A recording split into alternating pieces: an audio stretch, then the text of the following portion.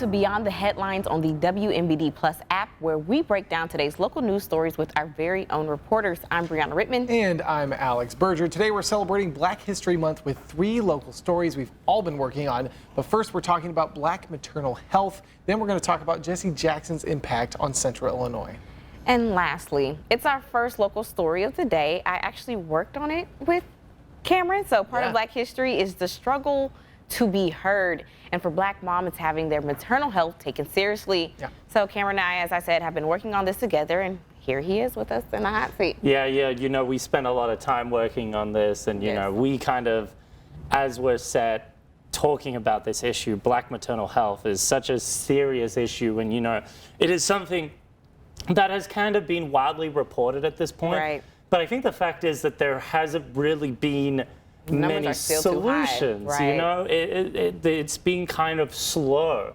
What we're seeing is Black women, if you haven't heard, are 3 times more likely to die due to pregnancy complications than any other race. It's a pretty, I mean, fair to say, a pretty crazy statistic, you know. And this is a huge issue for Black women who want to be moms. You know, that's quite a normal thing for a woman to want to be a mother, you know, and to have this very scary number behind that, you know, future goal. You know, we talked to some people that said this is meant to be a time of happiness, and you're meant to get a joy for the family. Someone new is going to come in, and it becomes a little sorrowful.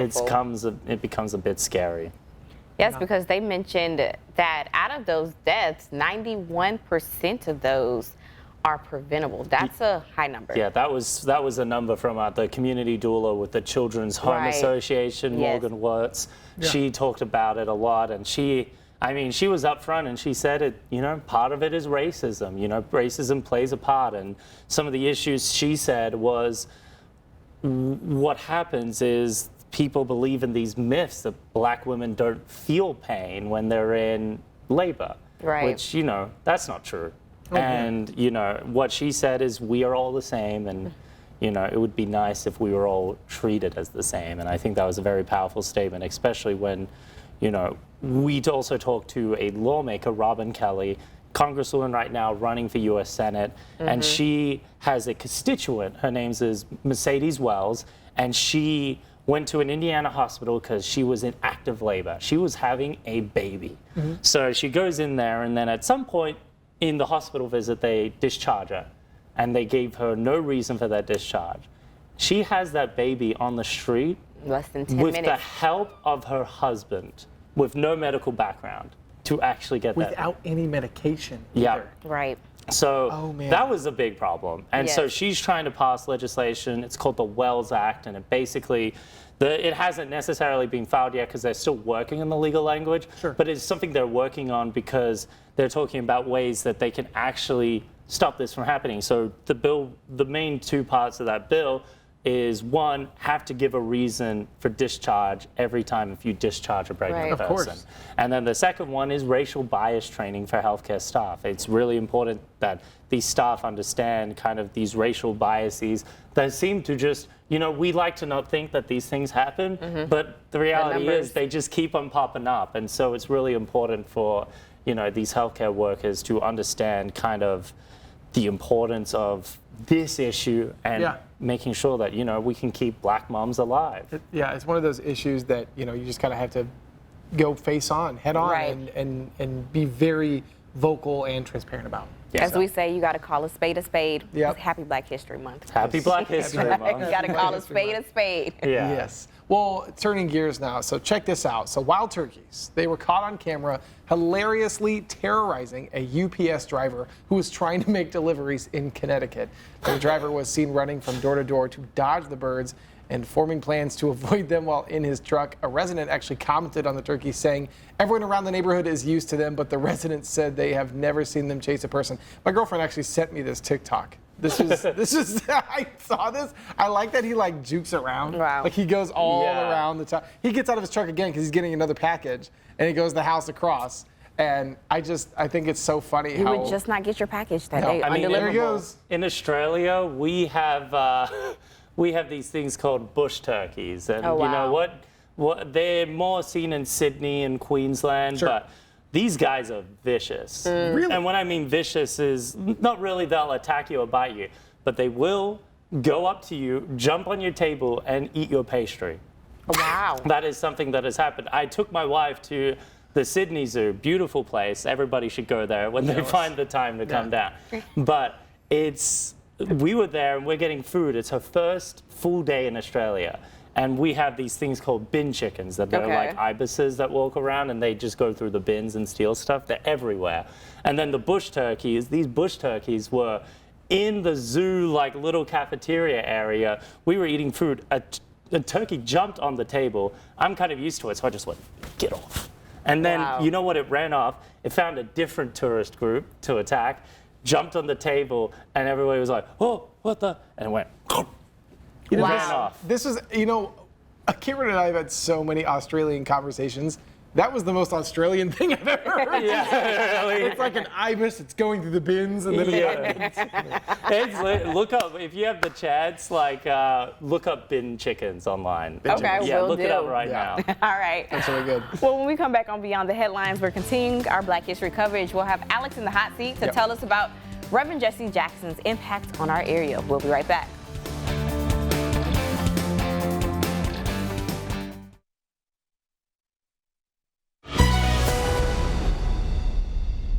Welcome back to Beyond the Headlines on the WMBD Plus app, where today we are honoring Black history. Reverend Jesse L. Jackson Sr. died this morning, and leaders in Central Illinois are sharing their inspiring stories and their interactions with him.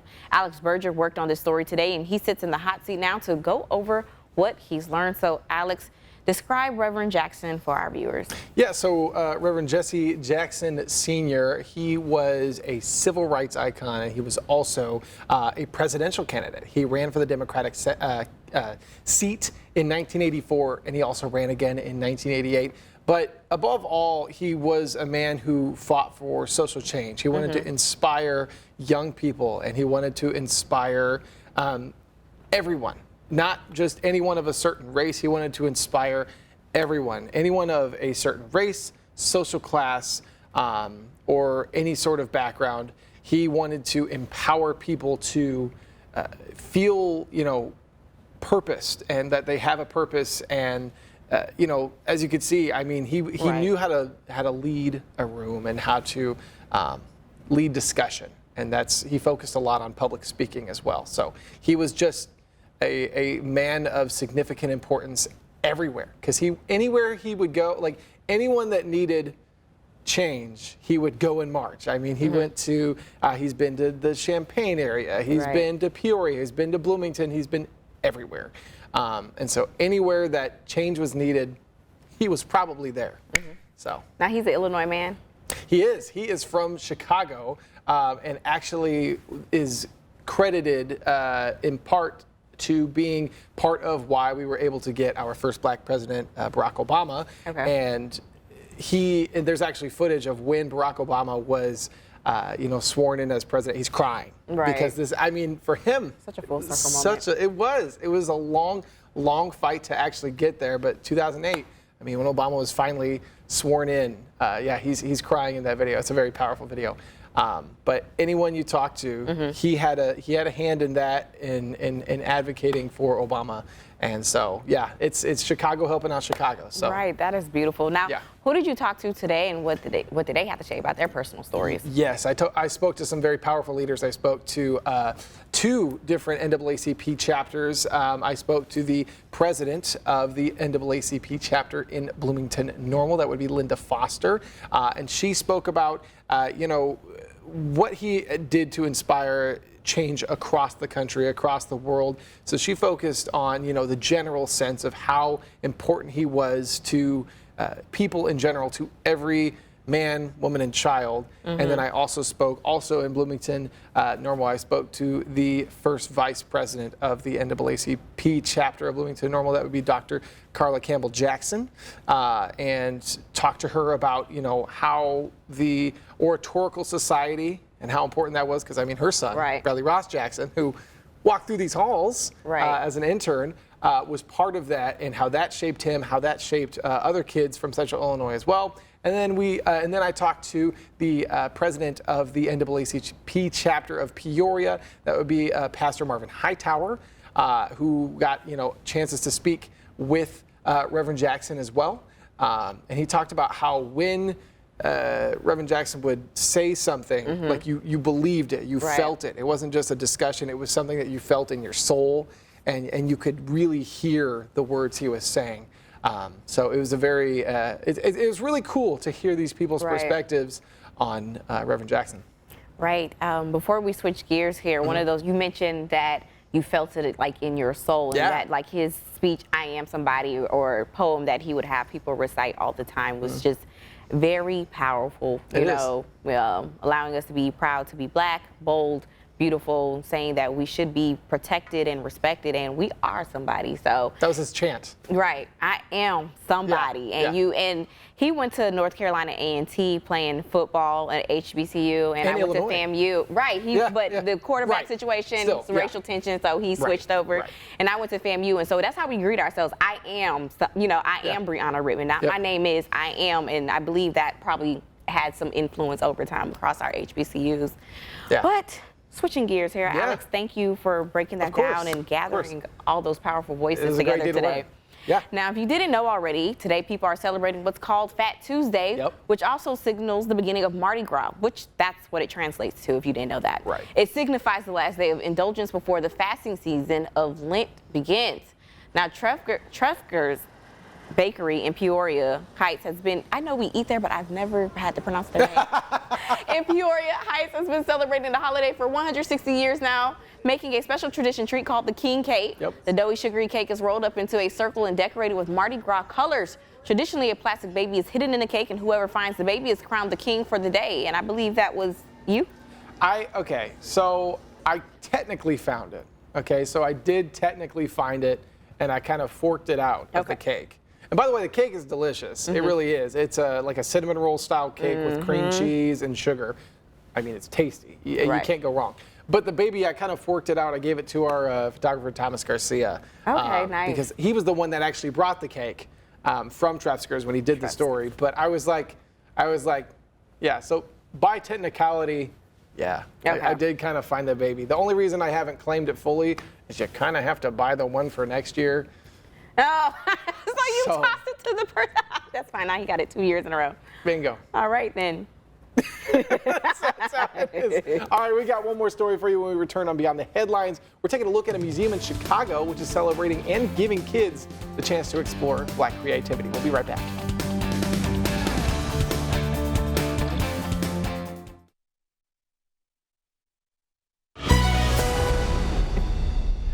Welcome back. We're continuing to honor Black history. We head to Chicago now. Nearly 60 years ago, the Griffin Museum of Science and Industry launched the Black Creativity exhibit, celebrating the innovations of Black artists. Jewel Hillary shows us some young people that got to meet some of the creators and explore future career paths.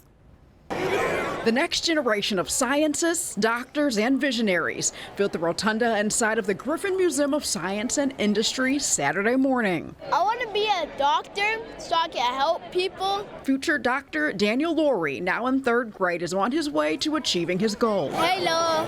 Captivated by anatomy, he spent part of his morning exploring hands-on. I got to learn different parts of the body. Showing off interactive STEM and arts projects, the museum's career showcase gives Daniel and hundreds of other students a potential glimpse into their futures. It really amplifies the careers that are out there for students to hopefully pursue down the road, but with a special sparkle, especially highlighting the professionals who are Black professionals in a lot of these fields. The one-day showcase is tied to the Black Creativity Juried Art Exhibit, a nearly 60-year tradition at the museum, highlighting about 200 paintings, drawings, sculptures, ceramics, mixed media and photography created by Black artists across the country. I've been an artist my whole life. For the third time now, a piece of Southside native Joshua Taylor's photography, Being bold and being brave and being courageous. is on display in the exhibit. Special as an artist, you live for these type of moments to have your work shown. Joshua says this black and white photo named Ready or Not, capturing a child in a Spider-Man mask, was inspired by his childhood sense of wonder. He hopes the image sparks inspiration in young people to courageously go after their dreams. The Spider-Man thing is just more so just kind of like a baseline of kind of the thing that will motivate you and kind of inspire you to think about what type of hero do you want to be as you grow up. As Joshua lives out his dream, he and other professionals are proof to kids like Daniel that anything is possible. I can wait another day and come back and learn some more and do that again and again so I can get my knowledge up for when I'm a doctor. The Black Creativity exhibit closes in mid-April. How awesome is that? I love when kids get interviewed and they do that little rock. the little side to side. That's so Yeah. fun. Yeah, that's what all the kids that I interview do as well. Well, we're gonna switch gears for a second. Check this out. No, you are not imagining things.